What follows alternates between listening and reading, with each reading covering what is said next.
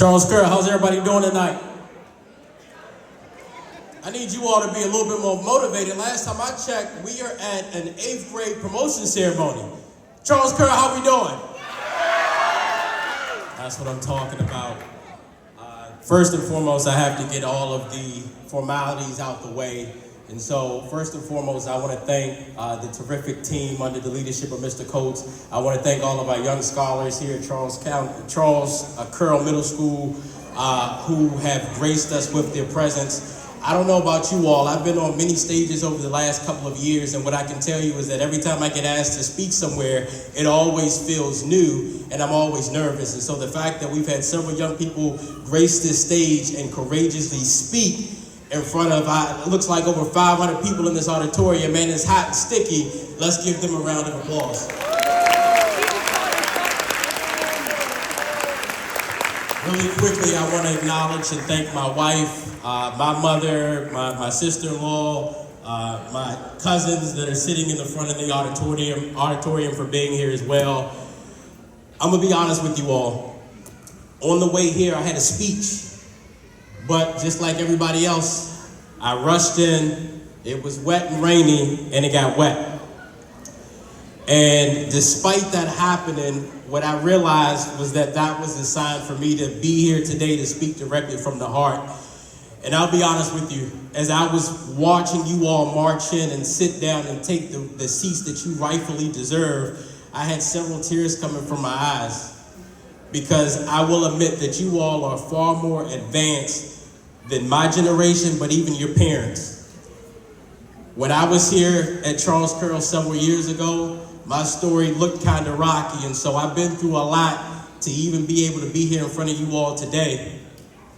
So there are 3 specific points that I want to talk about this evening, and I titled the speech, 3 lessons that I wish I would have learned or heard before heading to high school. And the first is the importance of you being authentically who you are. And so really quick, I want everybody to stand up. I know you're hot and sweaty. Everybody stand up real quick. Okay, everybody's up. All right, 8th graders. On 3, I want you to say your name, and I want you to say it proudly and boldly, okay? You guys ready? 3, 2, 1, say your name. One more time. 3, 2, 1, say your name. Okay, you all can have a seat.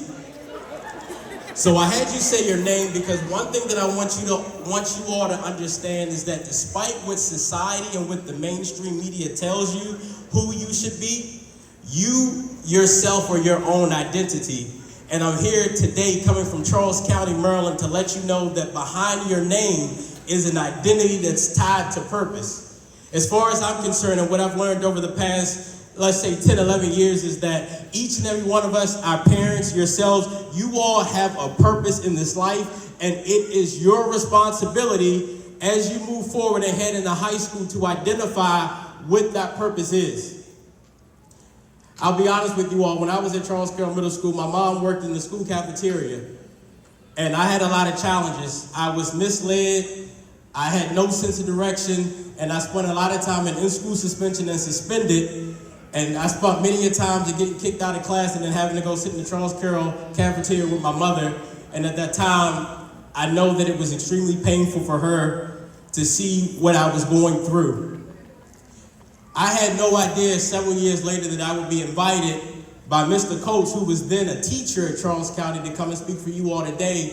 And so let just that specific example be testament to that. No matter how you started your life, no matter how you started your middle school career, no matter however you started anything in life, what matters is not how you started, but what matters is how you finish and how you move forward and pick yourself back up, even when you're in situations that look doubtful, okay?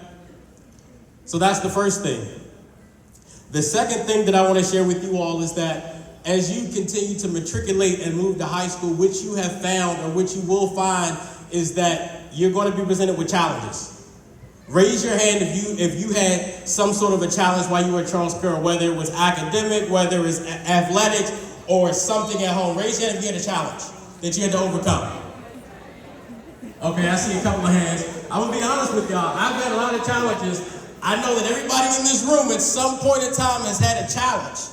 But the blessing in having the challenge is that you all overcame it. And how do I know you overcame it? I know you overcame it because you're sitting in these seats. And so that brings me to my next point.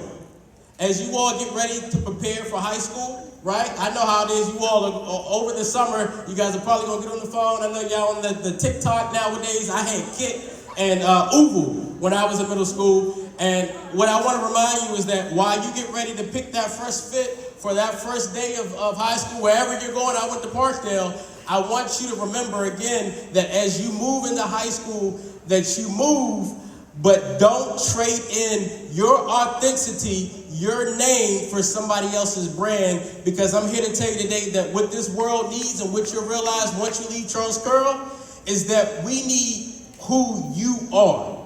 In history and in life, the folks that make changes oftentimes are not the individuals that are following somebody else's brand. And I get it. I have a daughter you all's age, and she's inundated with so much different, the culture, right? So many hashtags, so many things going viral. And I want to remind you that just because something goes viral does not mean that it's right, especially when you know that it's not true to who you are. So stay authentically yourself, okay? One last point, and then I'm going to wrap up about challenges and coming over adversity. This is not a typical graduation speech because typically you all would probably see me in a suit and you would probably expect for me to say, hey, look, you guys, if you're faced with a challenge, go the opposite direction. What I'm going to tell you to do is face adversity, and I want you to face challenges head on. Why is that? Over the past 10 months, I've lost 40 pounds. Why am I sharing that? I'm sharing that because when I first started my fitness journey, I had a negative way of thinking and a negative outlook on life. But what I've realized about the gym is that the gym is a lot like life and what's going to happen to you guys when you get to high school. In the gym, when you go for the first time after not working out for a while and you start picking up weights, that weight is pretty heavy. And after your first 2 workouts, you come home and you're like, man, you feel like you got beat up. But after a while, your body has no choice but to adapt to that weight as long as you continue to show up and stay consistent. And you build that muscle. And it's the same thing with life's challenges. I strongly believe that we face more challenges in life than we do successes because challenges are there simply put so that we can see it, adapt to it, overcome it so that we can become stronger. And as you guys prepare to go into high school, you are going to be presented with a bunch of different challenges. But what's most important about these challenges is that you all change your mentality for how you see that challenge. I know for me in high school, I was not good at math. And so I had to take math class a couple of different times, and I had a negative way of thinking about it. But what I realized after a while was that if I continue to be negative and say, hey, I'm not smart, hey, I'm dumb, hey, I'm not going to graduate, I'm not going to make it, then I wouldn't have made it to serve on the Prince George's County School Board at the age of 17. And so I'm going to wrap it up with that, but I want to say that I am extremely proud of each and every one of you all that are sitting in this room. And really quick for parents, it is extremely important, if you haven't already done so, to continue to invest in whatever extracurricular activity that your child enjoys or loves to do outside of the classroom. I got my start at Carroll Middle School doing spoken word poetry. Well, first I was a rapper, and that didn't work out. They called me K9. That didn't work out. I was the cool guy. That didn't work out. You know, because you guys see me on a bigger stage, but you don't. So that didn't work out. So then I made it up to high school, and I ended up getting into spoken word poetry, and through spoken word poetry, I realized that if you don't define your own narrative, meaning your story, who you are, who you all said you are, because you all said it, not me, then society will define it for you.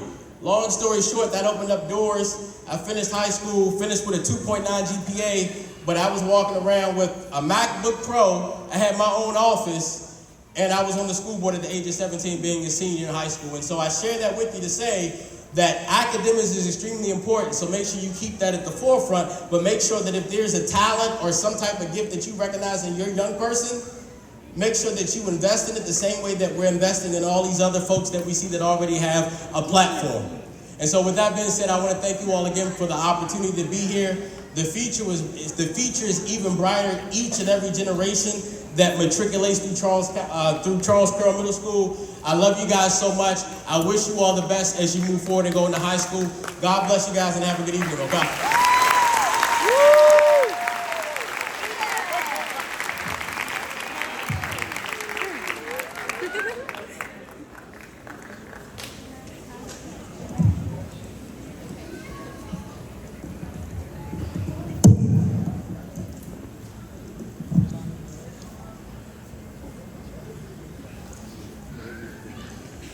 Thank you, Mr. Blocker, Sr., for those encouraging words. Now let's welcome Mr. Coach to announce the Special Recognition Awards.